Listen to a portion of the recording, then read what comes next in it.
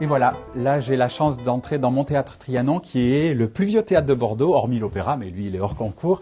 Et quand je rentre dans ce théâtre, j'ai toujours une émotion, ça me rappelle ma jeunesse quand j'étais étudiant à Limoges. Et c'est sur la scène du Grand Théâtre de Limoges que j'ai découvert le théâtre. Et du coup, j'ai choisi un auteur limousin justement qui parle de théâtre. C'est Georges-Emmanuel Clancier. Il en parle avec une histoire d'amour qui se passe sur scène.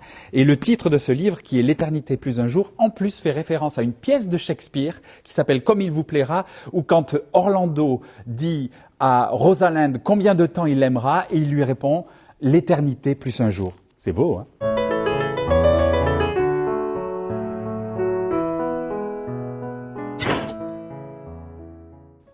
Pour la première fois, nous allions répéter sur la scène. Elisabeth et moi étions arrivés plus tôt pour accueillir les autres. La gardienne du théâtre nous ouvrit la petite porte qui donnait accès, par un escalier en colimaçon, aux coulisses.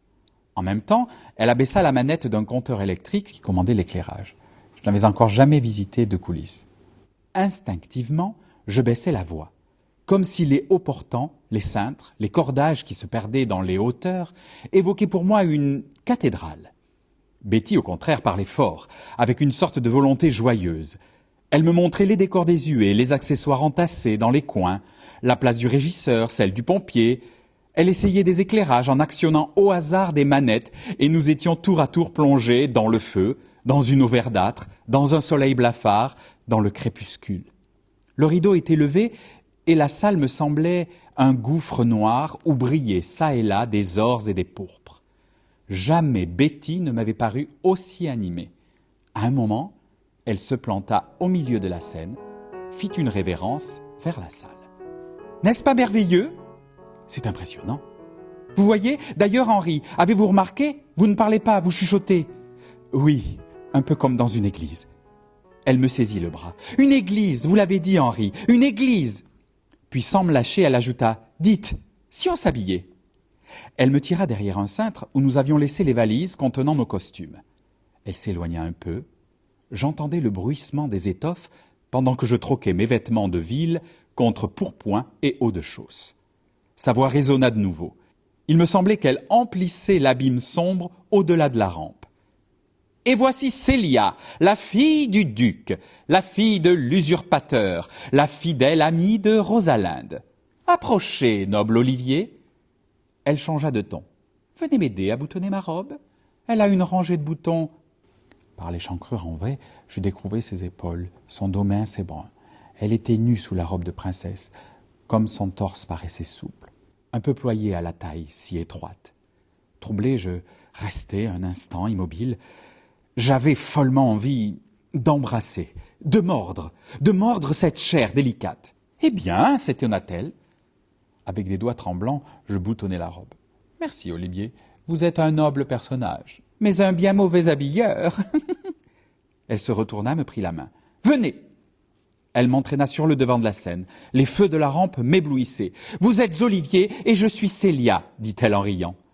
Les lumières faisaient briller ses dents humides. « La pièce est finie, le public nous acclame, nous saluons. » De sa main libre, elle fit bouffer la jupe orange où scintillaient les bandes de papier argenté, esquissa une révérence. « Allez, allez, faites comme moi, il vous faut apprendre à saluer. » Il fit une grimace qui fronça les ailes de son nez.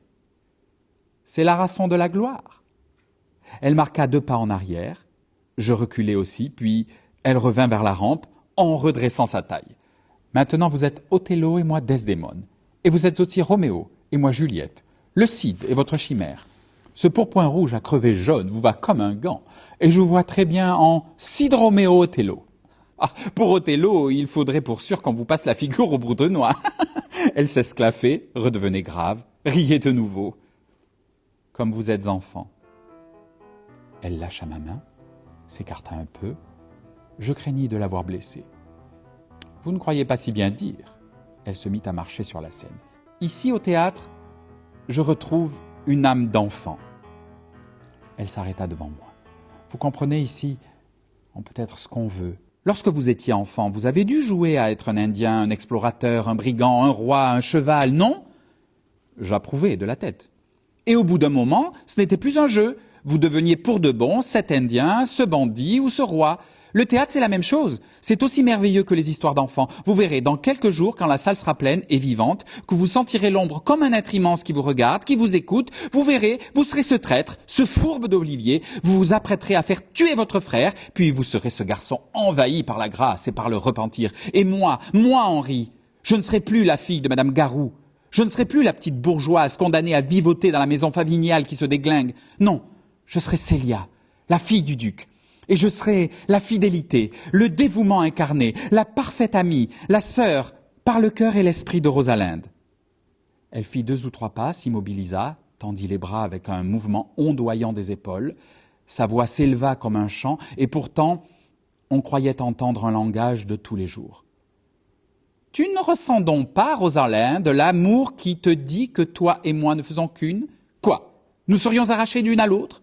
Nous nous séparerions, ma chérie ? Oh non ! Que mon père cherche une autre héritière et décidons ensemble le plan de notre fuite, le lieu où nous irons et ce que nous emporterons avec nous. Ah, n'espère pas garder ton malheur pour toi. N'espère pas le garder pour toi seul. Car, par le ciel, déjà toute pâle de nos douleurs, tu auras beau dire, je te suivrai partout. Elle sembla écouter une réponse, laissa retomber les bras, ferma les yeux. J'allai vers elle. Comme vous êtes belle, Célia, et touchante. Elle me regarda. Se demandait-elle si mes paroles s'adressaient à elle ou à son personnage ? Et sans doute, ne le savais-je pas moi-même, je poursuivis ce qui était en train de devenir un jeu ou n'était pas un jeu. Oui, Célia, si belle qu'on voudrait ne plus vous quitter, vivre pour vous.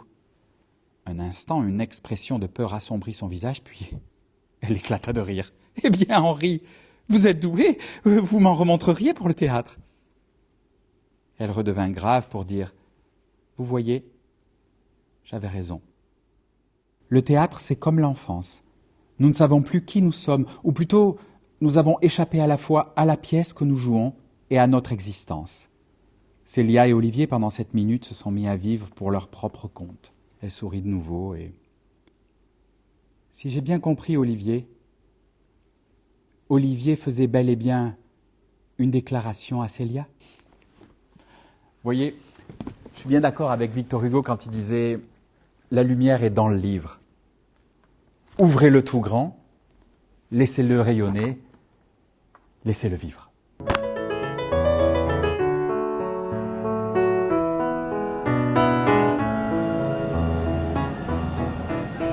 En ce jour où la culture est un peu morte, il faut bien le dire, où tout est à peu près éteint, la seule culture qui reste, c'est le livre. Alors je vous souhaite une excellente nuit de la lecture à tous.